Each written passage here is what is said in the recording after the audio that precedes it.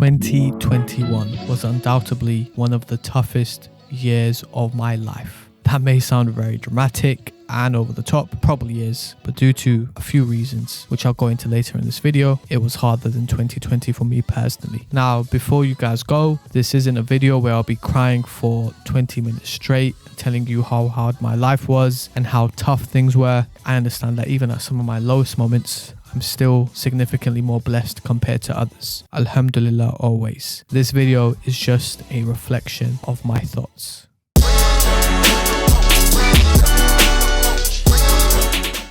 The year started off pretty stressful. Application season, if you know, you know, had just finished for students and I was applying for jobs after jobs, going to interviews after interviews, assessment centers, but nothing was quite going in my favor. Heading into 2021, I still wasn't able to secure a job and was beginning to get anxious. Like a lot of students in my position, I was stressing about what the future held for me, what life would be like after graduating. On more than a few occasions, I thought I had done more than enough to secure a job, but then got the classic email telling me that we regret to inform you that on this occasion, blah, blah, blah, blah. You guys know how it goes. Now, I'm a very resilient guy, as some of you may know, but deep down, those emails and phone calls did hurt. I've had to face much tougher trials, but these emails really made me question my worth and also if I was wasting my time at university. But then I had to kind of pause, reflect, and remember that my mum didn't just come to this country by herself for me to go out like this. I had sacrificed and she had sacrificed way too much for me to be in the state that I was. I was not going to let my foot off the gas and I was going to go out strong. It was also tough because I had the makings of a varsity athlete. Shouts to all my Sopranos fans. If you know, you know. Your father never had the makings of a varsity athlete.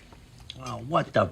I had over 4 years of experience under my belt, had the right grades, skills that companies look for in graduates, but still nothing was quite going in my favor. I just didn't want to be one of those individuals that struggles to get a job when they graduate. It was one of my biggest insecurities and also causes of stress. Those moments only last for a short while, it may be a few months, or maybe a few weeks. It's still dreadful because everyone around you, all of your peers are starting their careers and heading into new chapters of their life and you feel like you're still behind. Sure, it was tough receiving those emails telling me that I wasn't successful or that I hadn't made it to the next stage. One of the mottos I try to live my life by is it's a marathon, not a sprint. And I've said this many times on this channel and in real life. I think we should just focus exclusively on our race and on ourselves because ultimately the only thing we can control is the amount of effort that we give, not the results. And with that, I kept on going. The rest of 2021, things weren't getting any easier. I was still getting hit with rejection emails back to back, but I persisted and ensured that I keep my foot on the gas because indeed with hardship comes ease. Now, a quick word from our sponsor, Site, Squarespace, Skillshare, any of those companies. If you are watching this video, please hit the boy up. I'm trying to get that sponsorship money. Email in the description. Back to the video.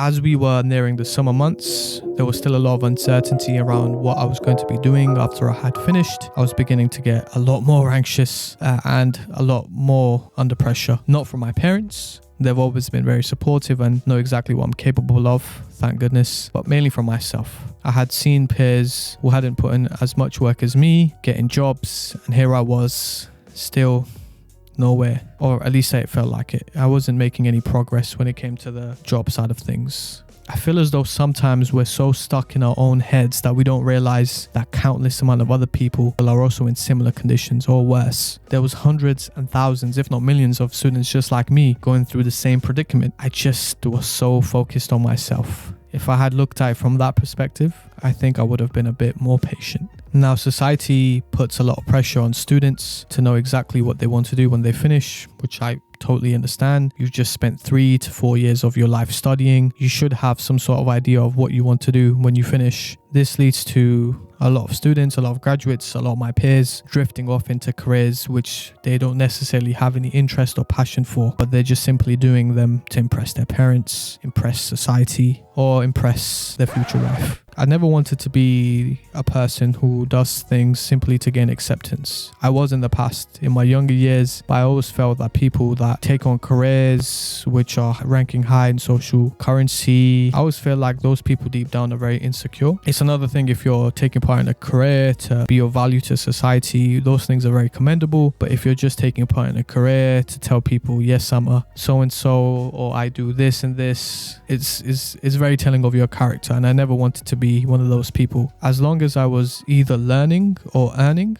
I would be happy. I think Robert Greene said this: we have a live or dead time, and a live time is where we're learning and gaining new skills. Dead time is where we're simply just wasting time. He said to me, Ryan, there are two types of time in this life. There is alive time and dead time. One is when you sit around. One is when you wait until things happen to you.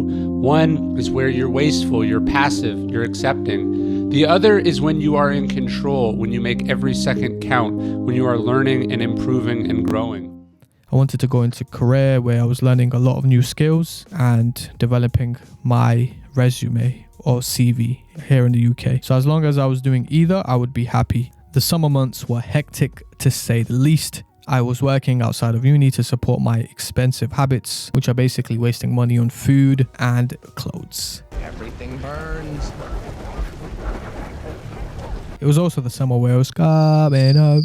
It's coming, football's coming home. That summer felt like 2018 all over again. Although the country was divided by cough and vaccines, we came together to support the Three Lions. England were going absolutely crazy in the Euros, and it felt amazing to be a part of it. Knowing England, we didn't make it all the way, but I'm still so proud of the boys for taking us so long.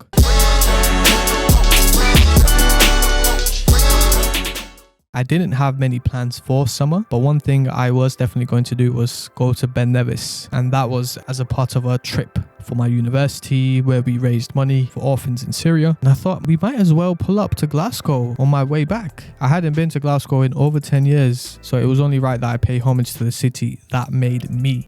Climbing Ben Nevis was probably one of the toughest things I have ever partook in. It was both draining mentally and physically, but when I reached the peak, I felt a sense of calmness because I had not given up.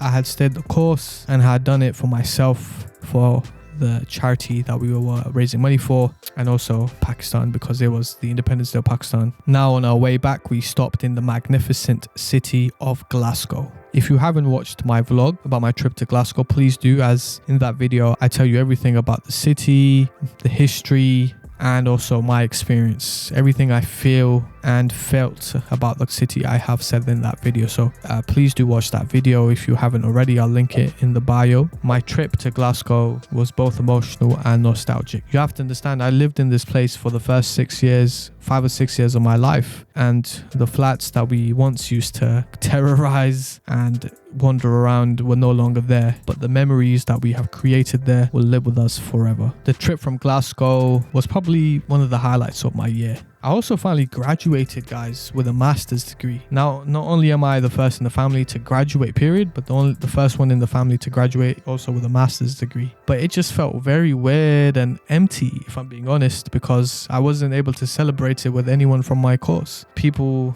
from my course were scattered all around the world, whether that be in China, in Saudi Arabia, Lord knows where. But I had finally done it, man. Finally got that master's degree, and it was a huge relief because a large portion of my time and energy was spent studying and writing those reports and essays. So it was a huge relief on my end, and honestly I couldn't have done it without Allah, my family's support, and just obviously my persistence. So I'm forever grateful, alhamdulillah. Now, if I were to go back to last year, I don't know if I would do a master's straight after graduating. The reason I had done the master's in the first place was because of the pandemic. There was a lot of uncertainty and I wanted to future-proof myself. But if I was to go back, I would probably have jumped straight into a career. And if I felt compelled to do a master's due to financial reasons or because it made sense for me to kind of take the next step in my career, I would have pursued it. But nonetheless, I'm still very grateful and, happy that I did do it, because I feel like it's one of the things that will definitely help me in the future. A few weeks after graduating, with my mother's prayers, my persistence and hard work, I was finally able to get a job. Just super grateful because my hard work paid off, man. Just had to stay patient, and like I said before, it's a marathon, not a sprint.